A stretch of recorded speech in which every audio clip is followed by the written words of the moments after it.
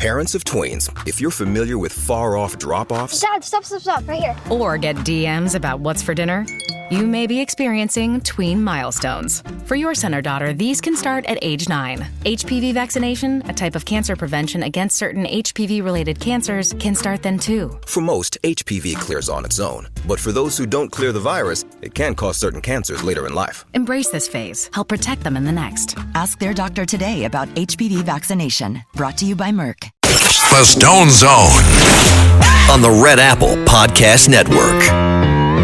Federal Reserve Chairman Jerome Powell refuses to cut interest rates despite the fact that inflation is historically low. He says he's waiting for new data. We'll talk about that in a minute. The president, unfortunately, does not have the authority to fire a Federal Reserve chairman. He can appoint a new chairman, which he will do next year. But he could, of course, support a move in Congress to repeal the Federal Reserve Act.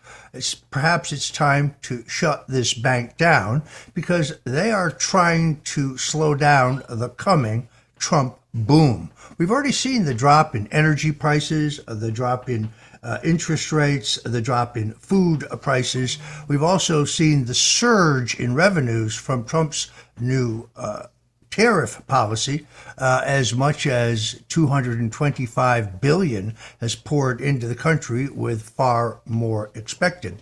In the meantime, President Trump has made a monumental announcement concerning the Federal National Mortgage Association, commonly known as Fannie Mae, and the Federal Home Loan Mortgage Corporation, informally known as Freddie Mac. This could not only bring the American taxpayers hundreds of millions of dollars, but it could also help lower interest rates and make housing more affordable.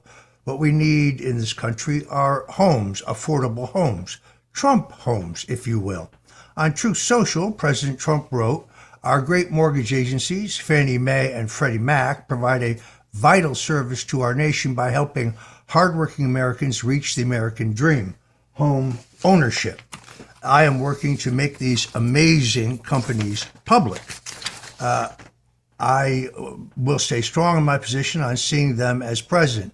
These agencies are doing a very good job. They're doing very well, and they will help us make America great again." In another post, the president said, "I'm giving very serious consideration to bringing Fannie Mae and Freddie Mac public. I'll be speaking to Treasury Secretary Scott Bessent, among the president's very best appointees, Secretary of Commerce Howard Lutnick, and the director of the Federal Housing Finance Agency, William Pulte, among others, and we're making a decision in the very near future.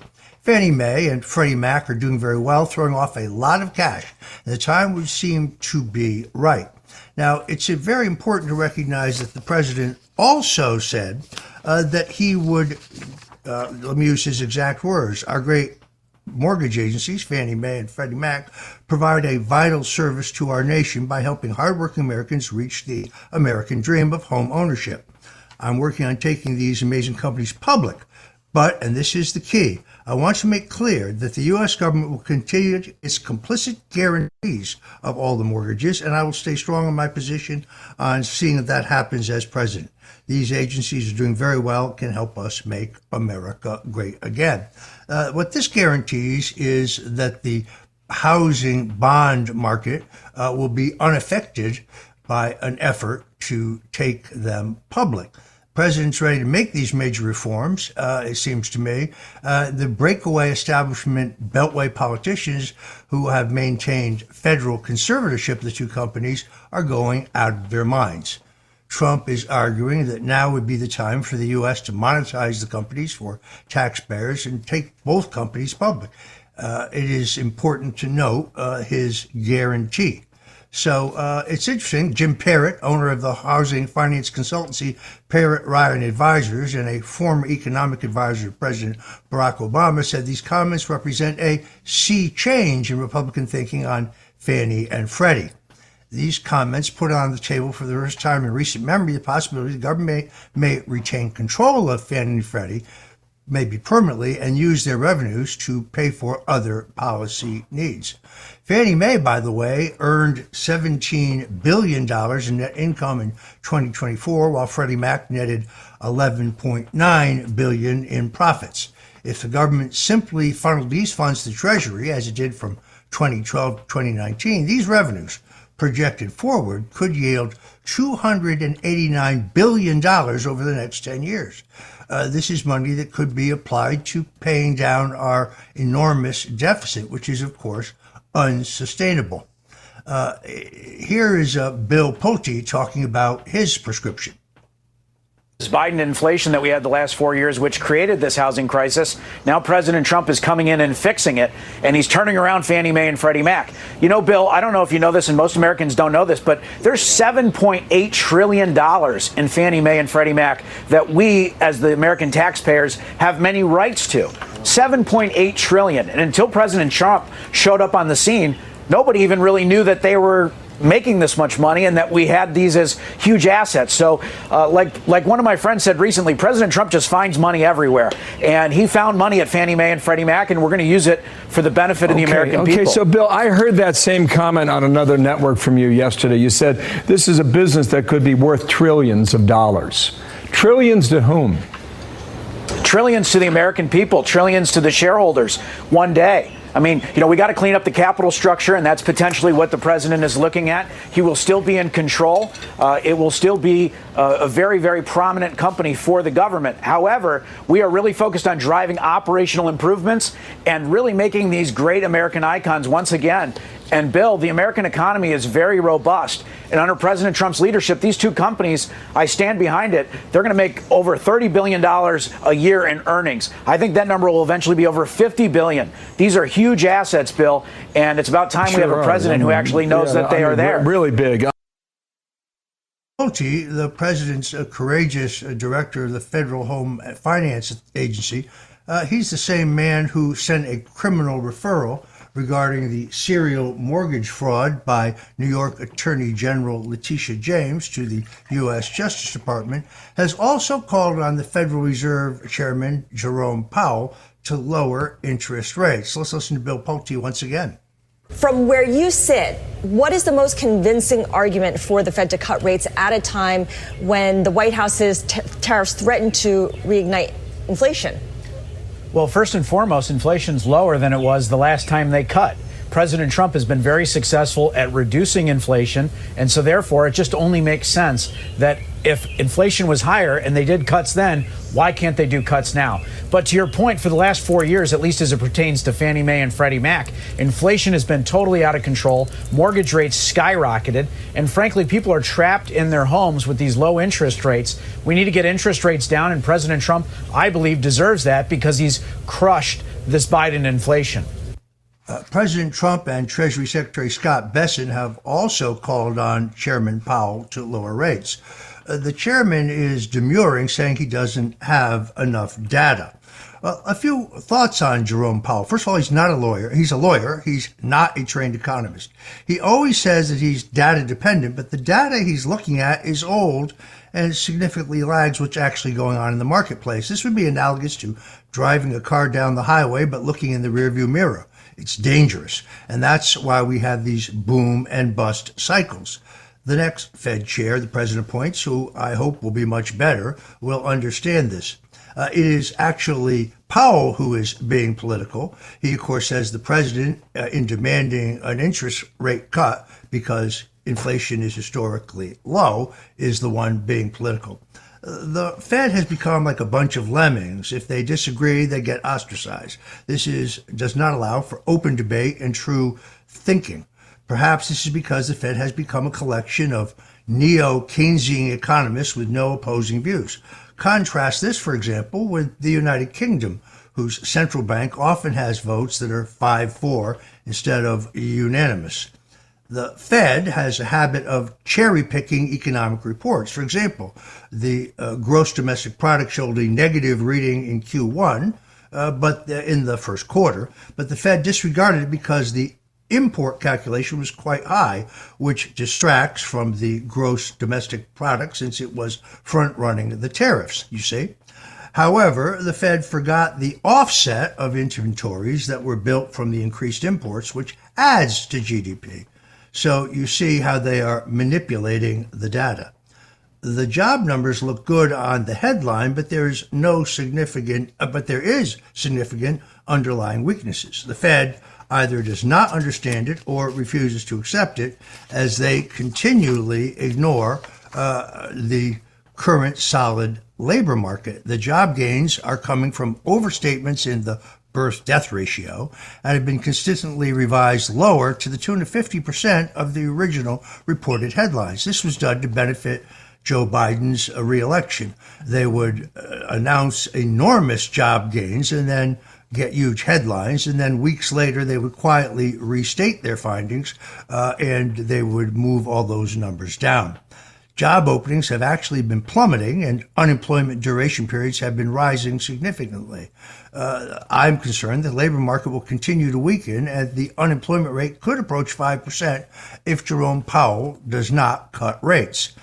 Powell is obsessed with 2% as his inflation target. After all, they did such a horrific job of allowing inflation to rise over 9% that now suddenly they've gotten religion on this topic. But the reason inflation rose to 9% was because the Fed was, once again, looking through the rearview mirror. They kept the quarters and zero interest rate policy for too long, which was like pouring gasoline on Biden's profligate spending, because they had covered due to the inflation readings, which were still printing low numbers because, again, the lag in what is really happening in the marketplace. The forward-looking data shows inflation was about to explode, yet the Fed refused to look ahead and made terrible decisions by relying on the faulty, lagging data. This is the mistake they made under Joe Biden. It's not a mistake we want them to make under President Donald Trump. The main culprit in this lag is the shelter component. That's housing. This is the largest weighting in both in terms of the PCE and CPI inflation reports. In fact, it makes up over 44% of the core CPI. The reason why shelter lags is because of the way it is calculated by the Bureau of Labor Statistics. They divide the country into 6 parts and only look at the areas every 6 months, which clearly creates the lag I've been talking about. Additionally, they're asking what the current rent payment, which could be reflective of a lease that was signed months earlier. This creates approximately a 1-year lag when you look at shelter, housing, the most influential component within the inflation reports. The Fed is making the same mistake again. What the housing market needs is consistency and predictability. They need to know what interest rates are going to be.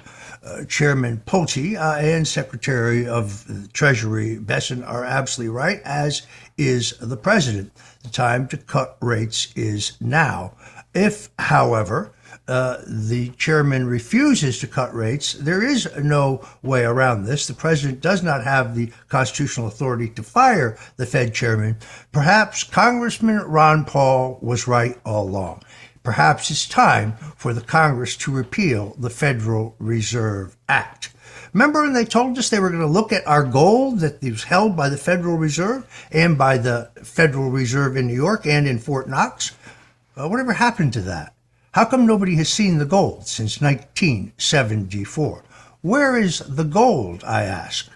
We'll find out. Thanks for joining us here in the Stone Zone. Whatever you do, don't touch that dial, because we'll be right back with the latest in American politics, the news, and, some surprises. Gordon Chang is going to join us because the Chinese did exactly what he predicted they would do on this show only about a week ago. They have double-crossed President Donald Trump. The Stone Zone on the Red Apple Podcast Network.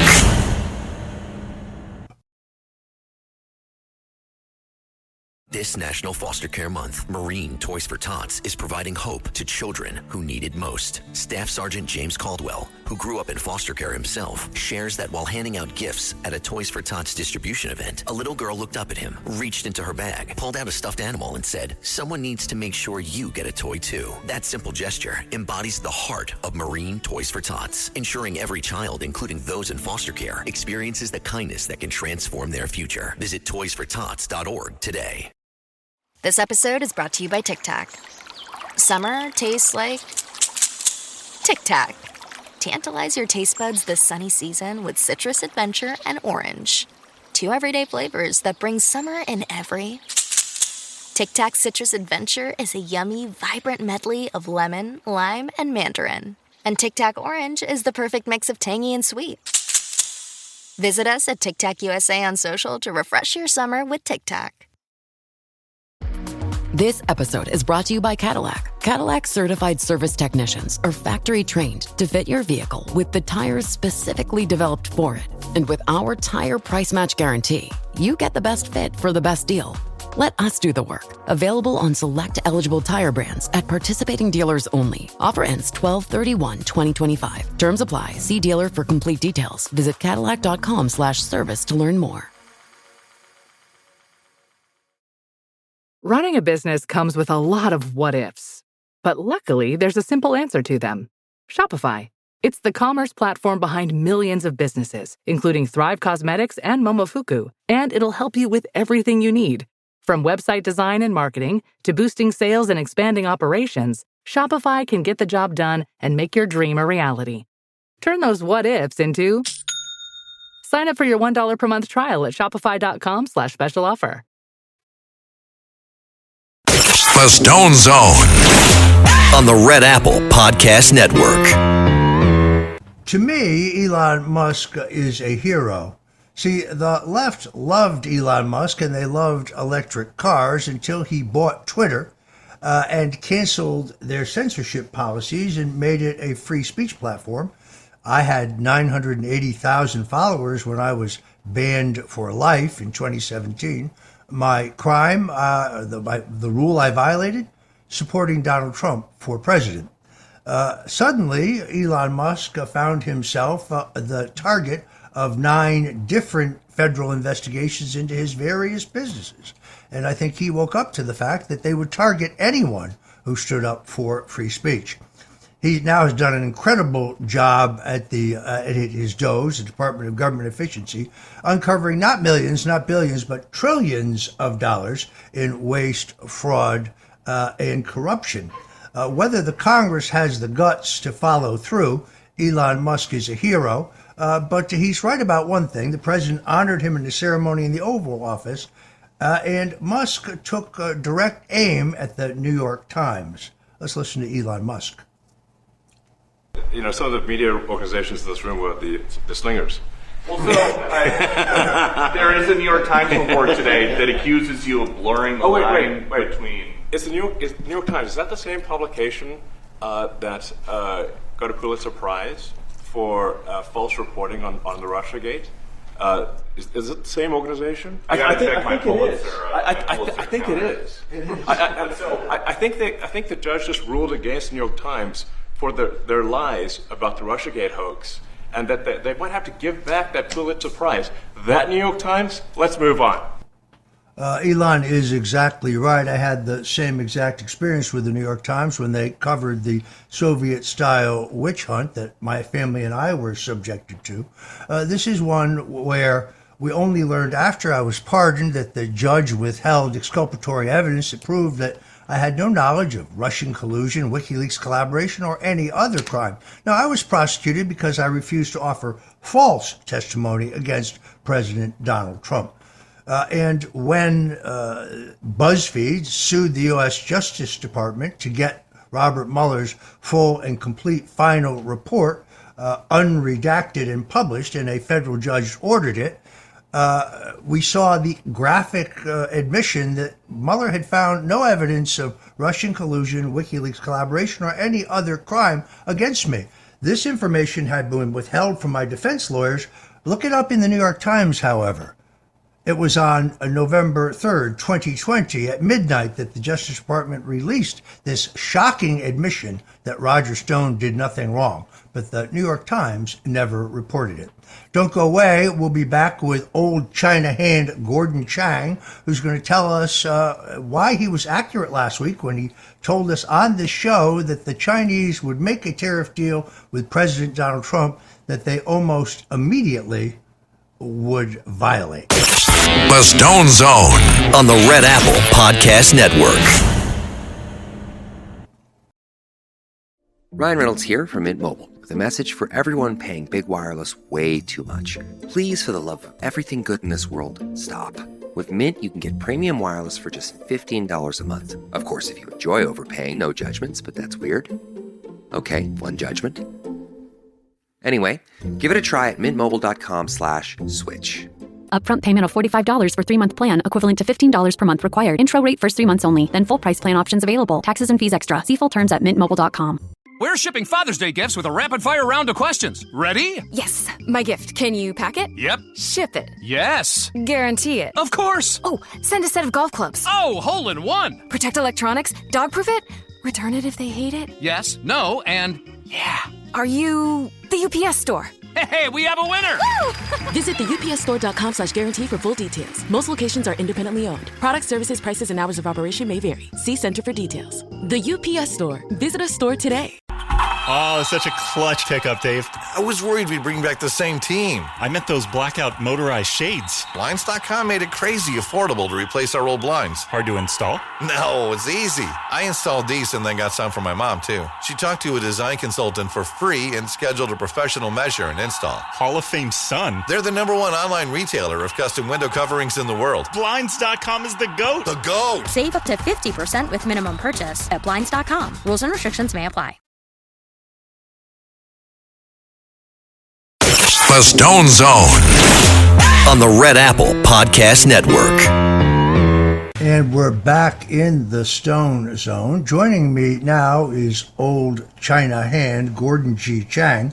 Gordon Chang has lived and worked in Shanghai and Hong Kong for almost 2 decades. He is a columnist, has written for Newsweek, The Hill, The New York Times, Wall Street Journal, National Review, Barron's, and elsewhere. His most recent book, Plan Red, China's Project to Destroy America, now available on Amazon. It's must reading. I highly recommend you.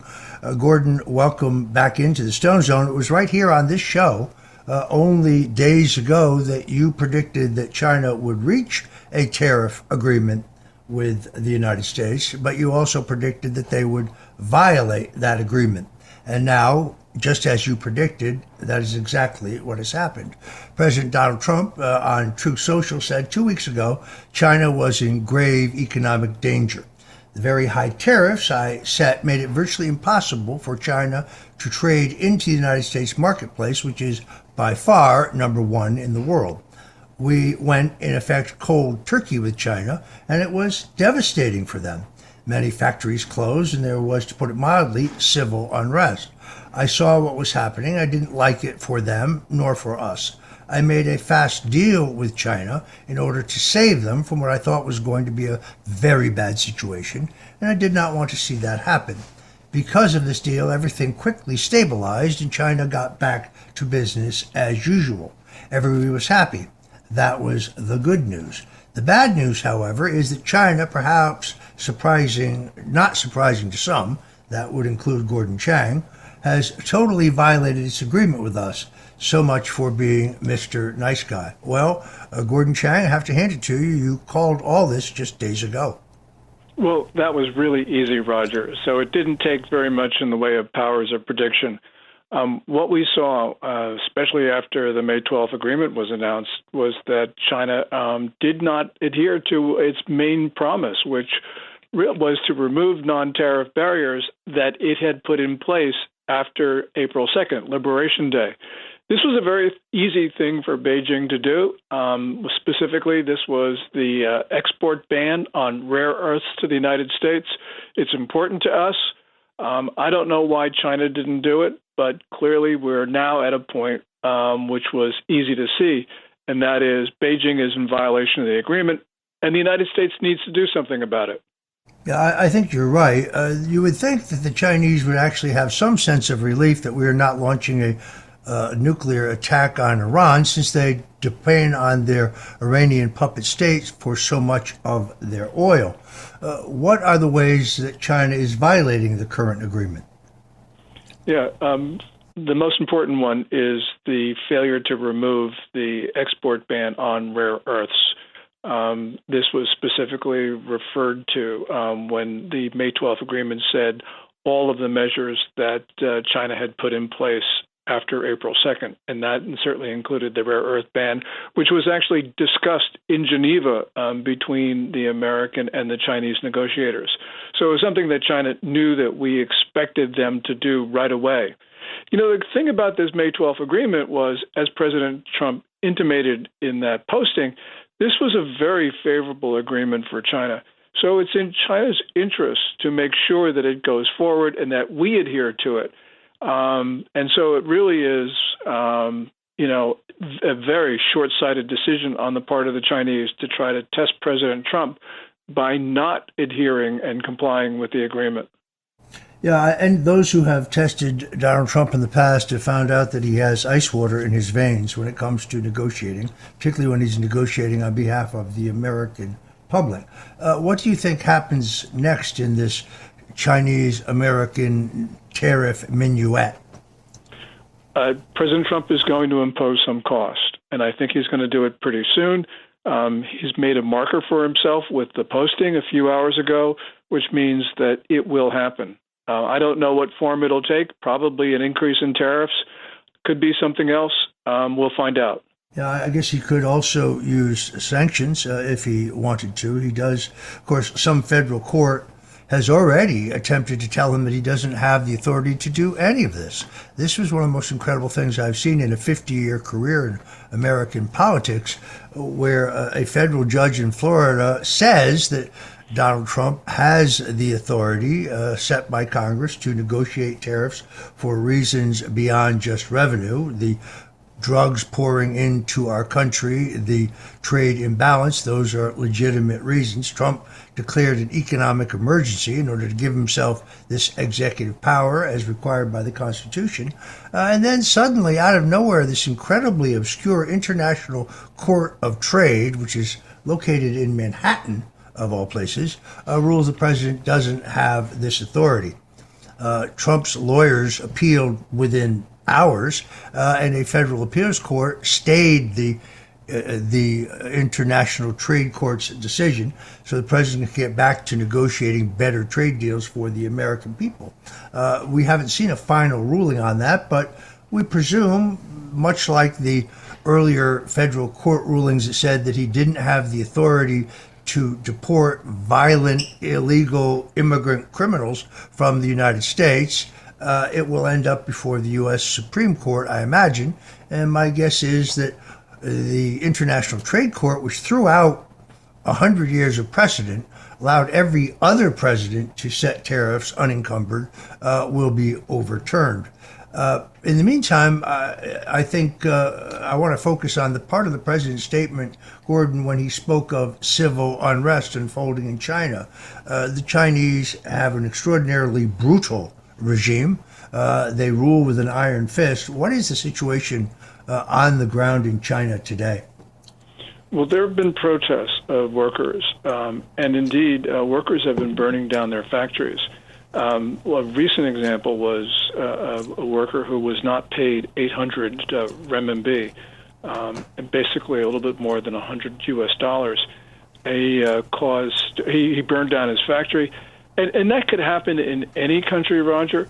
But 800 Brother, as he is now known, has become a folk hero throughout China. And that doesn't happen in countries. What it says is that China's people are extremely unhappy. And whenever they get the opportunity, they will take to the streets as they have been. Also, we have had hints that there are depositor protests in the eastern part of the country, big cities like Shanghai and Beijing. And that really is an indication that the banks are being squeezed. Now, I'm sure that these are the smaller financial institutions because the big ones are flush with cash, but it shows that the problems in the economy are now radiating into the banking system, and that's a really bad sign for Beijing. The president, by his deft moves in the Middle East, is very clearly trying to isolate China He would like to get a solution to the Russia-Ukraine war. That's proving more difficult than perhaps the president had thought. Whenever he gets one side lined up, the other side falls apart on him. I was kind of surprised that he was unaware of the attempted assassination of Vladimir Putin, where his helicopter was attacked by Ukrainian drones. I bet those drones, by the way, came from the United States. It would explain Vladimir Putin's reticence to come to the table. I was hopeful that Putin would show up in Turkey, where our ambassador Tom Barrack, extraordinarily able individual who the president not only appointed as ambassador to Turkey, but also special envoy to Syria, where we are beginning the peacemaking process with the new Syrian leadership. I was hoping that Putin would show up, and that since the president was already in the Middle East, that he might drop in and broker the deal himself. See, I've read The Art of the Deal. Gordon, how stable is the government of Chairman Xi? We Americans think that that they don't have their own internal politics, but indeed they do. They certainly do. So, for instance, there is credible information to suggest that Xi Jinping has lost substantial influence or maybe even total control over the Chinese military. Recently, his loyalists have disappeared from public view. There are rumors that they were suicided. I don't know if that's true or not, but we do know we haven't seen them. And when we also can see other developments in the Chinese military that suggest that Xi Jinping did not, as many people believe, he did not actually get rid of his own people. It's Xi Jinping's adversaries in the military got rid of them. And that says that Xi Jinping's control and influence throughout the Chinese political system, military and civilian, has now been weakened. There are all sorts of rumors that are flying around about the Chinese civilian leaders undermining Xi Jinping. I don't know if those are true. We have no way of confirming them, and very little in the way of information that would lead us to one conclusion or another. But these rumors are there, Roger. And usually when you hear a lot of rumors of this type, it means that people are trying to undermine whoever is the target of the rumors, in this case, Xi Jinping. So, yeah, I think the Chinese political system is really unstable right now. If you're just tuning in, we're talking to Gordon Chang. You find him at Gordon G. Chang on X, Gordon G. Chang on X. He has a very lively commentary there. He's also the author of a terrific book, Plan Red, China's Project to Destroy America. That's available on Amazon. I've read his previous books, China's Going to War, The Great U.S.-China Tech War, Losing South Korea, Nuclear Showdown, and his analysis of the events in North Korea as well as China are always incisive and on the money. I don't believe that Chairman Xi trusts his military. I also don't believe that he's confident about the capabilities of his military. The last time you joined us, I asked you about the probability of a move on Taiwan, something I thought was highly probable under the weak foreign policy of President Joe Biden. I think Chairman Xi knew that if they grabbed nationalist China, Taiwan, the result would be a strong letter of protest from Antony Blinken, the Secretary of State, because Joe was probably sleeping. Do you still think it is unlikely that the Chinese test President Donald Trump vis-a-vis Taiwan? Yeah. What I think is unlikely is that Xi Jinping would initiate hostilities with an attempt to take the main island of Taiwan. Because, as you point out, I don't think Xi Jinping trusts his military. It's entirely possible. Two other things, though, are entirely possible and maybe even probable. Taiwan has a lot of little islands that are just off the Chinese mainland, some of them as close as 3 miles. Xi Jinping, needing a quick victory, could take one of those little ones, because that would be a fairly simple military exercise. The other thing that could happen is Xi has been engaged in very provocative activity on his periphery against South Korea, Japan, Taiwan, Philippines, Australia. One of those confrontations could go wrong. That could spiral down into a major conflict, and Taiwan could get involved that way. This is, of course, fascinating. Donald Trump prefers commerce over chaos, but you can see him moving aggressively to try to isolate the Chinese. How successful do you think he can be at that? He can be extremely successful because, as Trump mentioned in his posting, everybody needs the U.S. market. U.S. consumers account for something like 39% of global consumer spending. That's an enormous percentage. And all of these countries need the United States. So President Trump can use that leverage. He's got to negotiate with some skill. It's been a little bit chaotic up to now. But I'm sure that President Trump will be able to use the power of our market to accomplish what's good for Americans. Again, if you're just tuning in, we're talking to Gordon Chang. Gordon, I want to thank you for joining us in the Stone Zone today. You can follow Gordon at Gordon G. Chang in X. He also is the author of a terrific new book, Plan Red, China's Project to Destroy America, which you can find in Amazon. If you want to know what's going to happen in China and in Chinese-American relations, follow Gordon Chang on X. His analysis is excellent, and we're always glad to have him here in the Stone Zone. Gordon, thank you, and God bless you. Thank you so much, Roger. Coming up, Dan Bongino, the deputy FBI director, says he's found an entire room of documents, most of them pertaining, or many of them pertaining to the so-called Russian collusion hoax, and they're going to be releasing those documents. We'll be talking about it here in the Stone Zone when we come back, so whatever you do, stick with us if you want to hear the latest on the Russian collusion hoax and whether those who perpetrated it on America will ever face justice, right here in the Stone Zone. The Stone Zone on the Red Apple Podcast Network.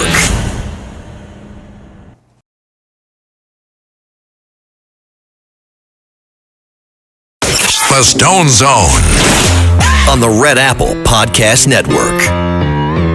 Yesterday, Deputy FBI Director Dan Bongino dropped a bombshell. You will recall that both Bongino and FBI Director Kash Patel both said in an interview that they had been persuaded, based on the evidence, that sex trafficker convicted in Florida and facing federal charges, Jeffrey Epstein, had indeed killed himself. This flies in the face of an examination of Epstein's body by Michael Baden, the former New York medical examiner, who is widely respected as one of the most prominent pathologists in the country. Baden said that Epstein's neck was broken in 3 places, that he's never, in the hundreds of cases regarding strangulation that he had done autopsy in, he had never seen that. He said that that indicates that Epstein was choked to death. His hyoid bone was broken, which Baden said was widely uncommon in these cases. Now, add to that the fact that the security cameras happened to be malfunctioning. The 2 guards who were supposed to be monitoring Epstein fell asleep. And we know that Epstein retained a new criminal defense attorney, David Schoen, only days before he allegedly killed himself. He had wired Schoen a down payment on his very large retainer, and they scheduled a conference for the following week of all Epstein's lawyers to plot a legal strategy. Now, Bongino tells us that one of the cameras was functioning, and it proves that Epstein was alone in his cell at the time that he died. I would welcome that because it would show some clarity to the situation. I have the highest possible regard for FBI Director Kash Patel, and a high regard for Dan Bongino, who I don't know as well, but he's a former New York City police officer, a former Secret Service agent. He's highly qualified for his job. I had to chuckle when Connecticut Senator Richard Blumenthal criticized Bongino, saying that Bongino was unqualified. This is the same U.S. Senator who lied about seeing action, actually being in combat in Vietnam, when he'd never actually been to Vietnam at all.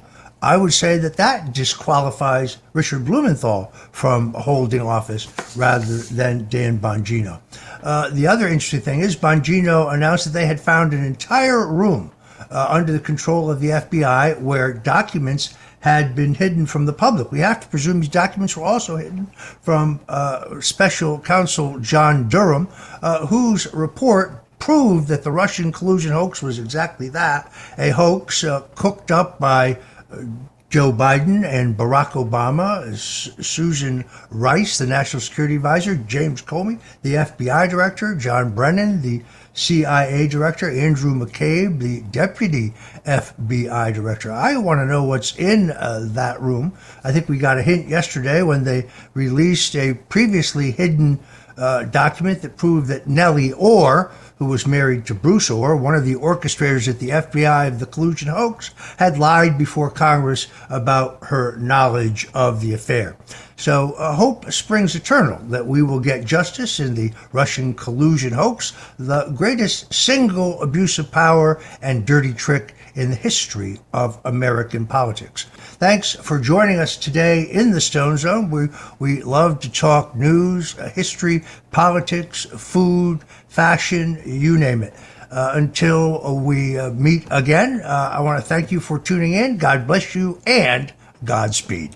Thanks for listening to The Stone Zone with Roger Stone.